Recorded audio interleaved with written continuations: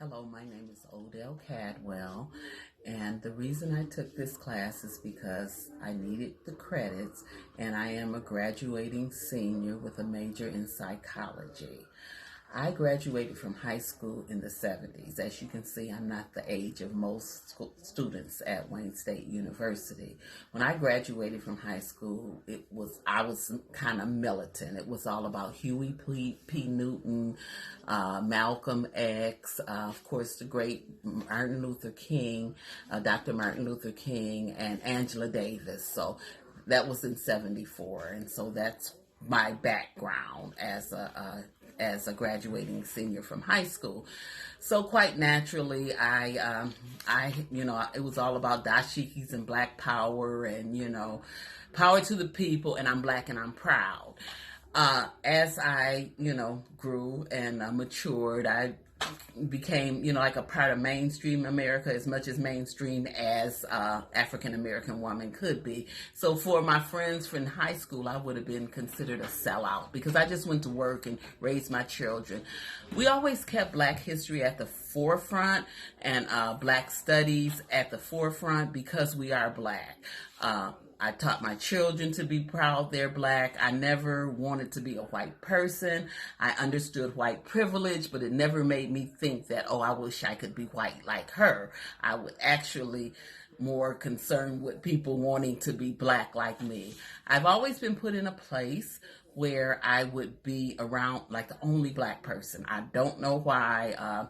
I was working in Farmington Hills in the early 80s at a bank, all white people, all white customers. I'm a Christian. I'm a member of the Southern Baptist Convention, primarily white people. I now work at the Henry Ford, and I have for the last 15 years. I'm ready to retire from there, Henry Ford in Dearborn, Michigan. And if you don't know the history of Dearborn, Michigan and the Henry Ford, primarily white people, even now, and the Black people that are there when I first started was in maintenance and food service. Now I see a little more, but you still don't see that Black man. They're afraid of the Black man. This class has, even the last few weeks, has been very enlightening to me.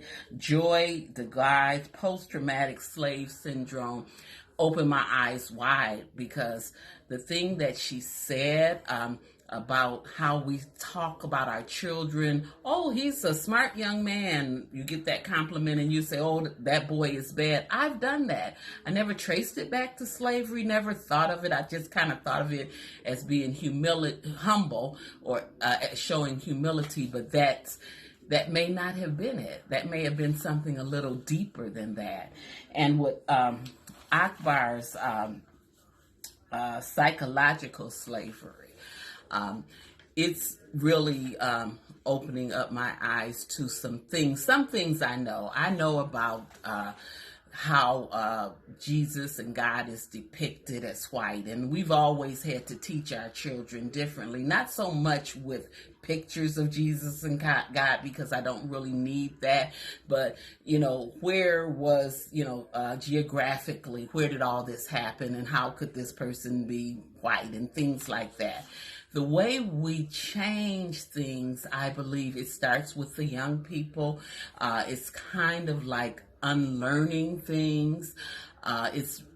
We have to do it intentionally. It's going to be difficult because not only are our youth not knowledgeable, their parents are not knowledgeable. So one of the ways, I have a mother-in-law who may be about 2 generations away from slavery.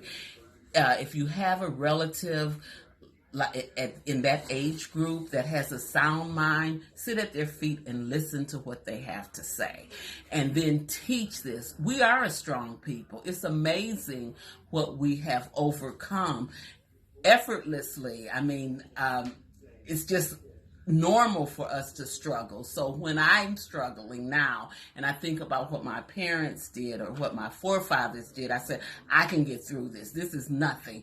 And this is what I tell my children. This is nothing. You come from a strong people.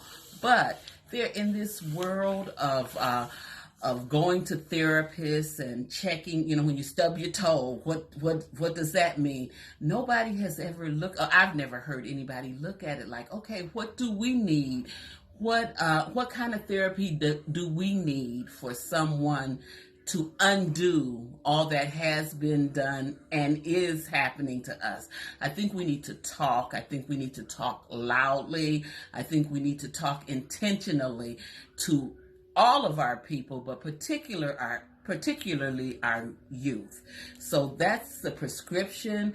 It's multifaceted. So I know that it's not going to happen overnight, but some of the things that we're learning, one of the videos, and I love your videos, one of the videos I watched where I don't remember his name, where he said education doesn't mean anything if you're not using it. Why would I at 62 years old, why would I want to get a degree if I'm just going to come home and sit on the couch and watch TV?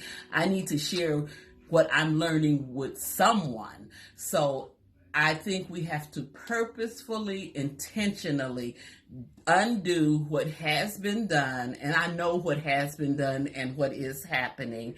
And when we recognize things, unjust things, we have to tell somebody about it. We can't just internalize it or just say that's the way of the world, because we are the world.